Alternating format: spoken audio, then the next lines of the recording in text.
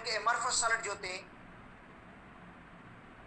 उनका melting point wide range में होता है, उनको कहते हैं डिफ्यूज्ड मेल्टिंग पॉइंट। डिफ्यूज का मतलब है क्लियर मेल्टिंग पॉइंट होगा ही नहीं। अगर सपोज कहते हैं मेल्ट होना शुरू हुए 200 से, तो 250 या 300 तक चलते जाएंगे, मतलब 60 बन जाते हैं वो। मतलब उनका एक्यूरेट एग्जैक्ट मेल्टिंग पॉइंट नहीं होता, क्योंकि उनमें फोर्स ऑफ रोटेशन यूनिफॉर्म नहीं होती है, जगह जगह चेंज होती है, कहीं कम होती है कहीं ज्यादा होती है, इसलिए उनका जो मेल्टिंग पॉइंट होता है वाइड रेंज में होता है।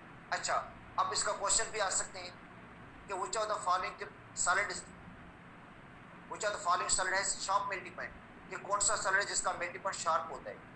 तो नीचे आपको गिलास दे दें, प्लास्टिक दे दें, रबड़ दे दें और NaCl या शुगर है, तो बेटा NaCl का शार्प मेल्टिंग पॉइंट होगा, क्योंकि जो क्रिस्टलाइन सॉलिड है उनका मेल्टिंग पॉइंट शार्प होता है, फिक्स होता है, एग्जैक्ट होता है। और जो एमरफस है उनका मेल्टिंग पॉइंट बेटा फिक्स नहीं होता, एक्यूरेट नहीं होता, एग्जैक्ट नहीं होता, उनका melting point diffused melting point होता है।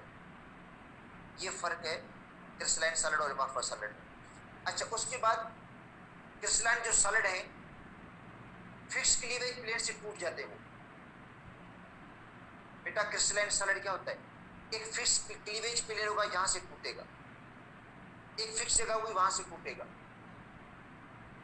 ठीक है। और जो छोटे छोटे क्रिस्टल्स बनेंगे उनका शेप आइडेंटिकल होगा, उनका शेप एक जैसा होगा, जबकि एमरफस सॉलिड में ऐसा नहीं होता। एमरफस सॉलिड जो होते फिक्स क्लीवेज प्लेन से नहीं टूटते, उनके जो छोटे छोटे बनेंगे पार्ट ज़रात बनेंगे वो आइडेंटिकल नहीं होंगे, एक दूसरे से डिफरेंट होंगे। इसका मतलब है क्रिस्टलाइन जो सॉलिड है बेटा फिक्स क्लीवेज प्लेन से टूटते हैं, फिक्स क्लीवेज प्लेन से टूटते हैं वो। अच्छा, जब उनको हम तोड़ेंगे तो जो छोटे छोटे क्रिस्टल्स बनेंगे उनका शेप आइडेंटिकल होगा, उनका शेप एक जैसा होगा, क्योंकि फिक्स क्लीवेज प्लेन से टूटे हैं वो। जबकि एमरफस जो सॉलिड है वो फिक्स क्लीवेज प्लेन से नहीं ब्रेक होंगे। तो बेटा ये भी डिफरेंस है कि क्रिस्टलाइन सॉलिड उनका जो ब्रेकिंग है वो फिक्स क्लीवेज प्लेन से होती है, और जब वो ब्रेक होते हैं तो जो छोटे क्रिस्टल्स बनते हैं उनका शेप आइडेंटिकल होगा, जबकि एमरफस जो सॉलिड है वो फिक्स क्लीवेज प्लेन से ब्रेक नहीं होंगे। ये डिफरेंस है। अच्छा, उसके बाद एक और प्रॉपर्टी है एन आइसोट्रोपी और आइसोट्रोपी। क्रिस्टलाइन सॉलिड की जो फिजिकल प्रॉपर्टीज हैं बेटा, क्रिस्टलाइन सॉलिड की फिजिकल प्रॉपर्टीज डिफरेंट डायरेक्शन में डिफरेंट होती है। देखो क्रिस्टलाइन सॉलिड की physical properties, electrical conductivity, thermal conductivity, refractive index, ये डिफरेंट डायरेक्शन में डिफरेंट होती है। एक डायरेक्शन में एक होगी, दूसरी डायरेक्शन में दूसरी होगी। जैसे ग्रेफाइट क्रिस्टलाइन सॉलिड है, उसमें इलेक्ट्रिसिटी पैरेलल तो पास होती है मगर परपेंडिकुलर पास नहीं होती, तो इस प्रॉपर्टी को एन आइसोट्रोपी कहा जाता है। बेटा देखो टर्म को नोट कर दो, एन आइसोट्रोपी का मतलब है कि फिजिकल प्रॉपर्टीज डायरेक्शनल है, एक डायरेक्शन में एक होगी, दूसरे डायरेक्शन में दूसरी होगी। और ये किसकी होंगी, क्रिस्टलाइन सॉलिड। बेटा जो क्रिस्टलाइन सॉलिड हैं उनकी फिजिकल प्रॉपर्टीज डायरेक्शनल है, एक डायरेक्शन में एक होगी, दूसरे डायरेक्शन में दूसरी होगी। Thermal conductivity, electrical conductivity, refractive index, ये डिफरेंट डायरेक्शन में डिफरेंट होती है क्रिस्टलाइन सॉलिड के अंदर। तो इस प्रॉपर्टी को क्या कहते हैं, एन आइसोट्रोपी कहते हैं। और जबकि एमरफस सॉलिड आइसोट्रोपिक होते हैं, उनकी फिजिकल प्रॉपर्टी सब डायरेक्शन में एक जैसी होती है, उनकी फिजिकल प्रॉपर्टी सब डायरेक्शन में एक जैसी होती है, सिमिलर होती है, ठीक है। तो जो क्रिस्टलाइन सॉलिड है वो एन आइसोट्रोपिक है, उनकी फिजिकल प्रॉपर्टीज क्रिस्टलाइन सॉलिड की दोबारा मैं बता रहा हूँ कि क्रिस्टलाइन सॉलिड एन आइसोट्रोपिक होते हैं, उनकी फिजिकल प्रॉपर्टीज डिफरेंट डायरेक्शन में डिफरेंट होती हैं, electrical conductivity, thermal conductivity, refractive index, ये डिफरेंट डायरेक्शन में डिफरेंट होंगी, ठीक है। जबकि एमरफस जो सॉलिड है उनकी फिजिकल प्रॉपर्टी सब डायरेक्शन में एक जैसी है। अब आते हैं सिमेट्री। क्रिस्टलाइन सॉलिड सिमेट्रिकल होते हैं, अगर उनको इक्वल हिस्सों में तकसीम करेंगे तो दोनों जो हिस्से होंगे वो आइडेंटिकल होंगे, एक जैसे होंगे। या क्रिस्टलाइन सॉलिड को जब हम रोटेट करवाते हैं एक एक्सिस के गिर्द, ठीक है, तो उनकी सब साइड्स एक जैसी होती है, आइडेंटिकल होती है। अब देखो क्रिस्टलाइन क्यूब है, जैसे क्यूब है, क्यूब की एक साइड आपके सामने है, एक साइड आपके सामने है, जब उसकी दूसरी साइड घुमाकर आपके सामने रखी जाएगी तो आपको पता नहीं चलेगा, आप समझेंगे सेम साइड रिपीट हो रही है। उसके बाद उसकी तीसरी साइड आपके सामने आएगी तो आपको लगेगा बिल्कुल सेम साइड है, उसकी फोर्थ चौथी साइड आएगी तो आपको इससे लगेगा, क्योंकि उनकी सब साइड एक जैसी है।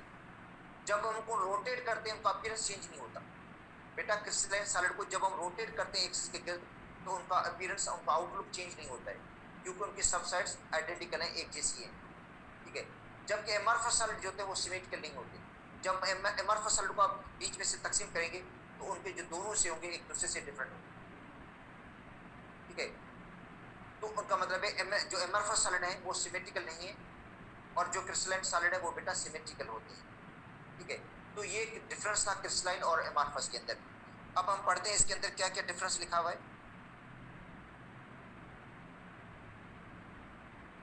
पहली बात कि crystalline solid possess definite geometrical shape, जैसे NaCl क्यूबिक है, सोडियम क्लोराइड का शेप क्यूबिक होता है, सोडियम नाइट्रेट ट्राइगोनल होता है, जिंक सल्फेट जो होता है आर्थोरोम्बिक होता है, ग्रेफाइट हेक्सागोनल होता है, ठीक है। तो इस तरह जो क्रिस्टलाइन सॉलिड है उनकी रेगुलर ज्योमेट्रिकल शेप होती है, जैसे NaCl है तो क्यूबिक है, सोडियम नाइट्रेट कैल्शियम कार्बोनेट तो ट्राइगोनल है, जिंक सल्फेट है, निकल सल्फेट है तो आर्थोरोबिक है, ठीक है। सिल्वर नाइट्रेट है तो वो ट्राइगोनल है। तो बेटा हर मतलब कॉपर सल्फेट पेंटाहाइड्रेट है तो वो ट्राइक्लिनिक या मोनोक्लिनिक है। तो इसका मतलब है जितने भी क्रिस्टलाइन सॉलिड है उनकी रेगुलर ज्योमेट्रिकल शेप होगी और एमरफस की रेगुलर ज्योमेट्रिकल शेप नहीं होगी। There is a complete regularity of the arrangement of the atoms.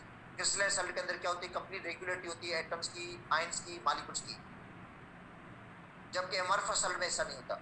Atom ions या जो मॉलिक्यूल्स है वो रेगुलर पैटर्न में अरेंज नहीं होते। Crystalline solid have sharp melting point. Crystalline solid का मेल्टिंग पॉइंट शार्प होता है, ठीक है, फिक्स टेम्परेचर पे मेल्ट होते हैं, जबकि एमरफस सॉलिड में ऐसी बात नहीं होती। एमरफस सॉलिड का मेल्टिंग पॉइंट फिक्स नहीं होता, वाइड रेंज में होता है। In crystalline solid water molecules are part of the crystal.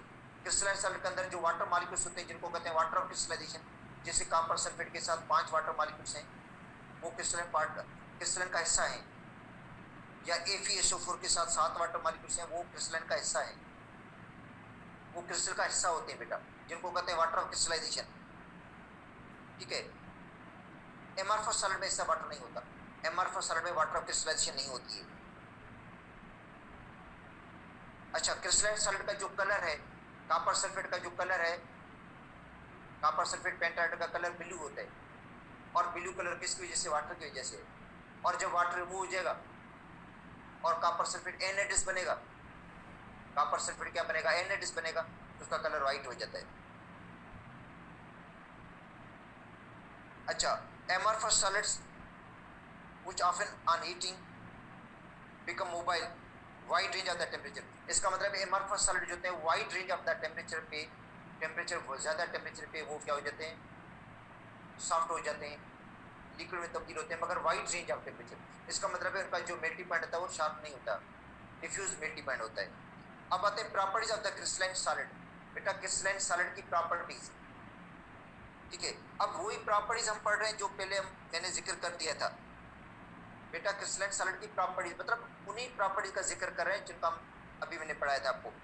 देखो जैसे properties of the crystalline solid में ज्योमेट्रिकल शेप है, अभी हमने जिक्र किया था कि क्रिस्टलाइन सॉलिड की एक रेगुलर ज्योमेट्रिकल शेप होती है। जो पार्टिकल्स हैं वो 3 डायमेंशन में अरेंजमेंट होते हैं। बेटा 3 डायमेंशनल अरेंजमेंट होती है रेगुलर पैटर्न में, आइटम्स की, आयंस की और मॉलिक्यूल्स की। जैसे NaCl है तो क्यूबिक है बेटा, उसकी ज्योमेट्रिकल शेप क्या होती है, क्यूबिक होती है, ठीक है। और अगर सोडियम नाइट्रेट है तो ट्राइगोनल होगा, जिंक सल्फेट है तो आर्थोरोबिक होगा। तो इसका मतलब है जो क्रिस्टलाइन सॉलिड है उनकी कोई न कोई रेगुलर ज्योमेट्रिकल शेप होगी, ठीक है। 7 क्रिस्टल सिस्टम है बेटा, 7 क्रिस्टल सिस्टम में कोई न कोई उसकी ज्योमेट्रिकल शेप होगी, या क्यूबिक होगी, टेट्रागोनल होगी, आर्थोरोबिक होगी, ट्राइगोनल होगी, या जो होगी हेक्सागोनल होगी, या ट्राइक्लिनिक होगी, मोनोक्लिनिक होगी, कोई नहीं कोई उसकी रेगुलर ज्योमेट्रिकल शेप होगी क्रिस्टलाइन सॉलिड, ठीक है। तो ये बार बार उसी का जिक्र हो रहा है। मेल्टिंग पॉइंट, दोबारा बात वही आ गई मेल्टिंग पॉइंट पे। क्रिस्टलाइन सॉलिड का अभी बताया था आपको मैंने कि क्रिस्टलाइन सॉलिड का एग्जैक्ट मेल्टिंग पॉइंट होता है, शार्प मेल्टिंग पॉइंट होता है, एक्यूरेट मेल्टिंग पॉइंट होता है।